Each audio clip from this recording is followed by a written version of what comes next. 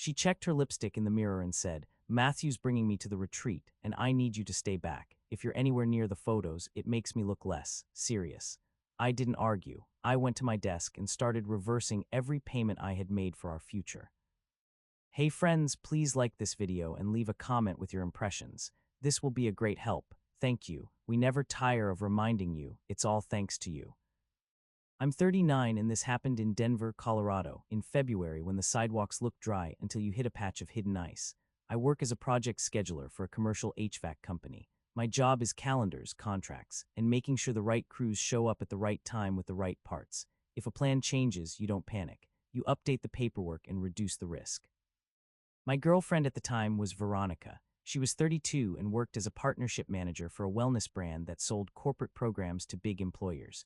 She lived in a world of events, photo backdrops, and visibility. Veronica was smart, polished, and very good at speaking in a way that sounded reasonable even when it was. We had been together almost 3 years. We shared a 2-bedroom apartment in the Baker neighborhood. It was a nice place, expensive for what it was, but we liked the walkability. We also had real plans, not vague wishes. I had a deposit down on a ring at a local jeweler. We had a signed catering agreement for a small family dinner the next month because Veronica wanted both families in one room before we announced anything publicly. We also had put a non-refundable holding fee on a moving company because we were planning to transfer into a townhouse lease in May. We had already been approved for it, and the landlord had sent the lease for signatures. It all felt like progress until her behavior stopped matching the words. The change started with little things. Veronica began taking calls in the hallway instead of the living room. She stopped leaving her phone on the counter. It always stayed face down near her plate at dinner. If it buzzed, she'd glance at it quickly, then keep talking as if nothing happened. She also started dressing differently for normal days. A Tuesday became presentation day with a fitted blazer and heels. A quick trip to the grocery store became mascara and perfume. When I said she looked great, she'd smile, but it wasn't for me. It was like she was getting ready for someone else's eyes. One Wednesday evening, I opened our shared tablet to check the building maintenance schedule because our landlord had emailed about a plumbing inspection. The tablet was signed into our household email because we used it for bills and apartment stuff. A banner popped up at the top of the screen. Booking confirmed, Aspen Ridge Lodge, 2 nights. We had never planned an Aspen trip, not together, not at all. I didn't go hunting through her inbox. The notification was already there. I tapped it because my thumb moved before my brain could stop it. The email opened. It was a reservation confirmation for 2 nights with a check-in time, a room type, and a note that said late checkout requested. The name on the reservation was Veronica's. The second guest line wasn't filled out, but the booking was clearly for 2. I closed it and set the tablet down. My stomach didn't flip. It went quiet, like my body was bracing. When Veronica came home, I kept my voice normal. "Hey," I said, "are you traveling soon?" She froze for half a second. "Why?" "I saw a lodge reservation pop up on the tablet," I said. "Aspen Ridge." Her smile appeared fast. "Oh, that's for a partner retreat, it's work." "2 nights, I asked. "It's an overnight thing," she said, already walking toward the bedroom. "You know how these are." She said it like the details didn't matter, like I shouldn't ask. I wanted to trust her. I wanted to be the steady guy who doesn't jump at shadows, so I didn't accuse her. I watched the pattern. Over the next few days, she became almost cheerful in a way that didn't include me. She spent extra time on her hair. She bought a new dress and didn't mention it. She started saying "big week" a lot. When I asked what was big about it, she'd answer with vague phrases like good opportunities and important rooms. Friday night, she laid the suitcase on the bed and started packing with the careful attention of someone preparing for photos. I leaned against the doorframe and asked, "So this retreat is this weekend?" "Yeah," she said, not looking up. "And it's for work," I said. "Yes," she replied, still not looking up. I waited. She didn't volunteer anything. "Who else is going?" I asked. Her hands paused on a folded blouse. That pause told me there was a name in her head. "Veronica," I said softly. "Who else is going?" She exhaled, irritated. "Matthew." I knew that name. Matthew was her ex, not ancient history. She had mentioned him early in our relationship as someone I used to date who's still in my industry. She had said they were fine and that they run into each other. I didn't love it, but I believed adults could keep boundaries if they respected the relationship they were in. "What does Matthew have to do with a partner retreat?" I asked. She snapped the suitcase shut like the conversation was slowing her down. "He's connected. He's sponsoring part of it. He invited me to come as his guest because it's better access." "As his guest," I repeated. Veronica finally looked at me, eyes sharp. "Don't make it sound weird." "I'm not making it sound anything," I said. "I'm repeating your words." She rolled her eyes. "You're going to turn this into a whole thing." "I'm asking why you're spending 2 nights away with your ex," I said calmly, "and why I found out through a notification." Her expression hardened. "Because you don't understand how this works. It's not like your job where you just show up and do your tasks." I didn't take the bait. "Are you asking me if I'm okay with this?" She paused, then gave a small, impatient shake of her head. "I'm telling you what's happening." That sentence was the moment I felt the power dynamic shift. She wasn't sharing, she was declaring. I kept my voice low. "If it's a work retreat, why can't I come to the lodge and do my own thing? You said there would be people." Veronica's face changed, and the truth came out in a clean, cutting line. "No," she said, "I need you to stay back. Matthew is bringing me. There will be photos, and I can't have you anywhere near it. If you're around, it makes me look less serious." Less serious. Like I was a stain on her image. I didn't raise my voice. I didn't insult her. My brain moved into that quiet place it goes when something is clearly unsafe to keep investing in. I asked, "Do you hear yourself right now?" She shrugged as if honesty was a badge. "I'm being practical." Practical, that word landed like a joke, considering I was the one paying deposits and signing contracts. I stood there for a moment, looking at her suitcase. Then I said, "Okay, have a safe trip." Her eyes narrowed, suspicious. "That's it." "That's it," I replied. Her shoulders dropped with relief. "Good, thank you." She picked up her phone, smiled at a message, and went back to packing like she had just solved a small problem. I walked into the second bedroom that I used as my office, sat down at my desk, and opened my laptop. I wasn't shaking. I wasn't spiraling. I was clear. Because here was the reality. We had commitments in motion, and my name was on the risk.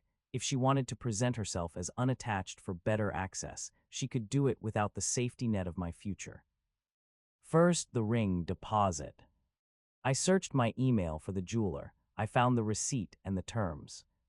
Subject: deposit confirmation, custom setting, invoice HG8813. The policy was simple: deposit refundable if canceled within 10 business days, as long as production hadn't started. Production began only after final design approval was signed. We hadn't signed anything because Veronica had postponed the final appointment twice. We were on day 9. I called the jeweler right when they opened Saturday morning. "Hearthline Jewelry, this is Paige." "Hi," I said. "I need to cancel an order and request the deposit refund. Invoice HG8813. Paige verified my name and asked if the final design approval had been signed. I told her the truth: no. "All right," she said. "We can cancel and initiate the refund today. You'll see it back on the original card in 5 to 7 business days. I'll send confirmation by email." 2 minutes later, it arrived. Subject: cancellation confirmed. Refund initiated. HG8813. Receipt number 1. Second, the catering agreement for the family dinner. We weren't just reserving a table. Veronica wanted a small private room at a restaurant that partnered with a caterer for a set menu. We had paid a deposit to hold the date and menu selection. The cancellation policy stated, full refund if canceled more than 14 days out, minus a service fee. We were still 3 weeks away. I emailed them. Subject: cancellation request, private family dinner, March 16. I included the booking number and asked for written confirmation and the refund timeline. They replied within the hour. Subject: booking canceled, refund processing, 7-10 business days. Receipt number 2. Third, the moving company hold. We had paid a non-refundable holding fee to reserve a moving date in May because Veronica insisted good movers book early. The contract allowed transfer to a different date within 12 months if requested in writing, but no refund. I wasn't trying to claw back money that wasn't refundable. I was trying to stop future commitments. I emailed the moving company and canceled the move date, requesting the hold be converted into an open credit under my name only. That way, if I ever needed it, it was mine, not ours. Subject change request, convert hold to open credit, order MV19027. They replied, confirmed, credit held in your name. Receipt number 3, and it mattered. Fourth, the townhouse lease. This was the biggest risk. The landlord had sent the lease for signatures with a deadline. We had not signed yet, but we had paid application fees and a holding deposit. The lease would lock me in for a year. I opened the email thread. The landlord's terms were clear. Holding deposit refundable only if we did not sign by the deadline, minus an administrative charge. That was a cost I was willing to pay to avoid a year of being tied to someone who was actively trying to look single. I emailed the landlord. Subject withdrawal townhouse lease application, Unit 12B. I stated we would not be proceeding and requested confirmation of the refund amount and timeline per the holding deposit terms. They replied later that afternoon with a breakdown and a date. Subject application withdrawn, refund scheduled 5 business days. Receipt number 4. Then I handled the shared finances. We had a joint savings account labeled house. We both contributed, but my transfers were larger and consistent. I did not drain it. I did not punish her financially. I paused my automatic transfer immediately and took screenshots of the balance and recent transactions so there would be no argument later about what was there.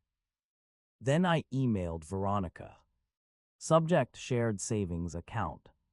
I paused my automatic contributions today. We can reconcile the balance and split it fairly after refunds and shared bills are finalized. Short written.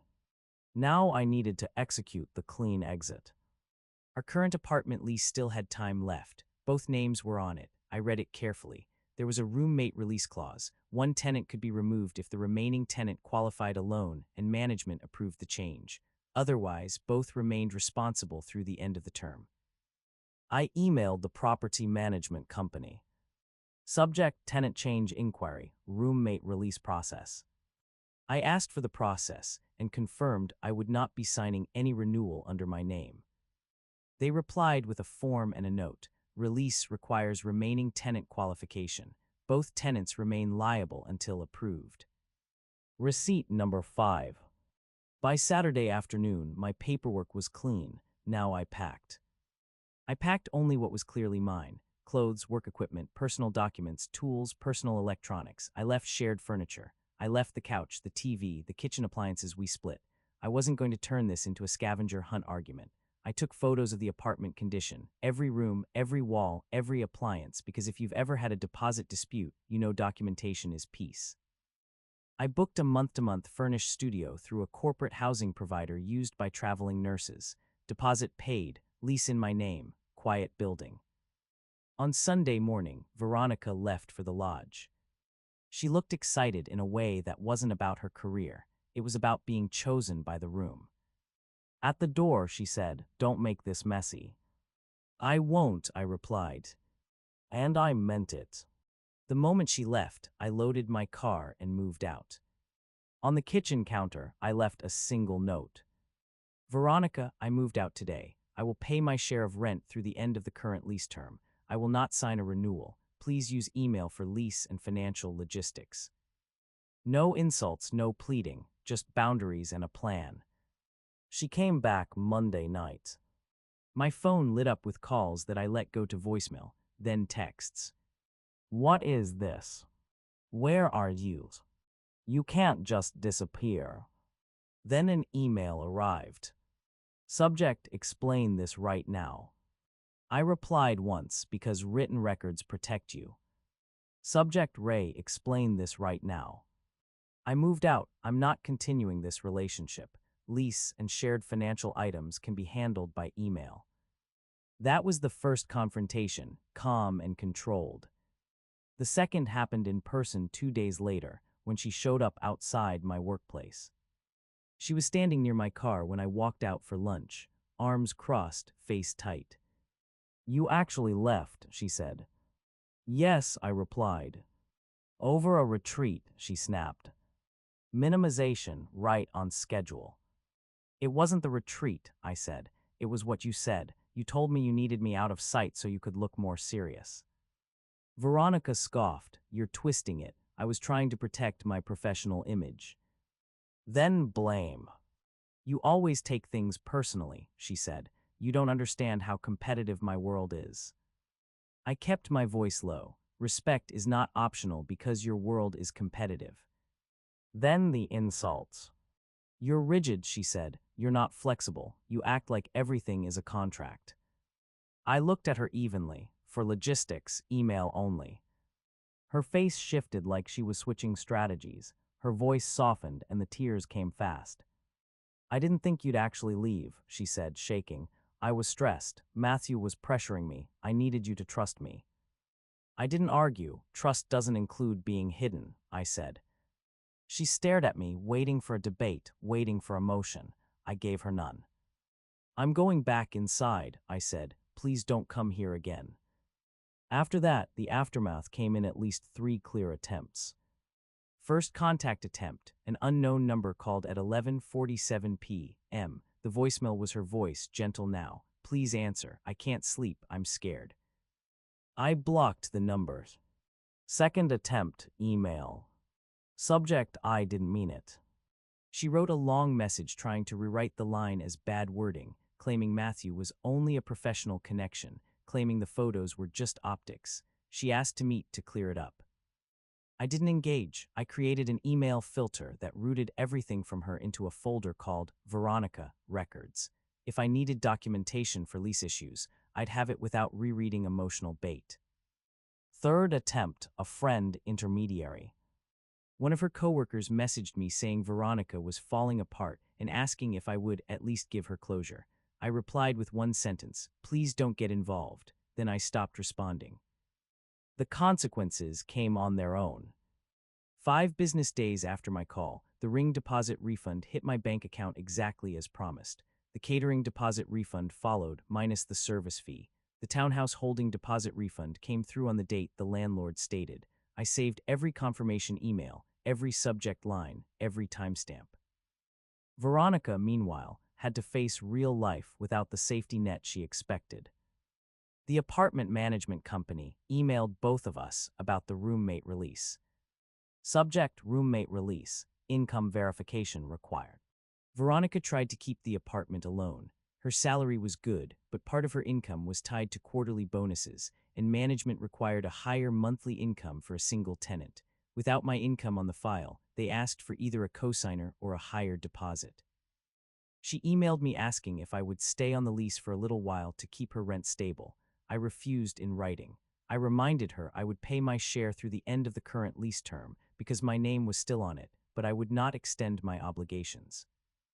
Then the social embarrassment showed up, the exact thing she was trying to avoid.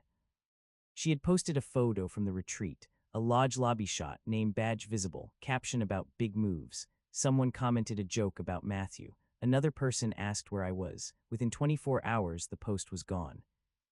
A mutual acquaintance later told me the part Veronica never said directly. Matthew didn't treat her like a partner or a priority. He introduced her to a few people, then spent most of the weekend with someone else from the sponsorship group. Veronica got the photos she wanted, but the story behind them wasn't what she imagined. Back at work, her confidence cracked. She missed a follow-up call with a client. She started showing up late. Her manager pulled her from a high-visibility account until things stabilize. That wasn't my doing. It was just what happens when you gamble your stability and lose. By the time spring rolled around, Veronica had moved into a smaller place with a roommate because she couldn't afford the apartment alone without taking on extra stress. Her serious image didn't pay the bills. I kept my life simple and clean. I paid my portion of rent until the lease ended. I transferred utilities out of my name when management confirmed move-out details. I closed out shared subscriptions responsibly. I kept a simple ledger for shared expenses and offered a fair split of the joint savings based on contributions and timing. No games, no drama, just clean separation. A few months later in June, I was doing fine. Not loud fine, quiet fine. I had a smaller one-bedroom closer to my office, a steady routine, and sleep that didn't come with anxiety. One Saturday morning, I stopped at a neighborhood farmer's market in a different part of town. I was buying produce and coffee beans, just enjoying the normalness of it. I heard my name behind me. Evan. I turned and saw Veronica. She looked different, not in a makeover way, in a reality way, less polished, more tired. Her eyes were softer, like she had learned something the hard way.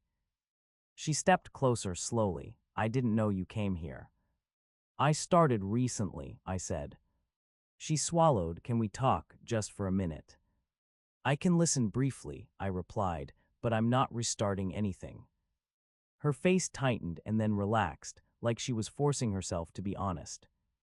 I'm sorry, she said. I wanted to look important. I wanted to look chosen. Matthew made me feel like I was stepping into bigger rooms, and I made you feel small to do it. I nodded once. You did. Tears formed quickly. I didn't think you'd leave. I believed what you said, I replied, and I chose peace.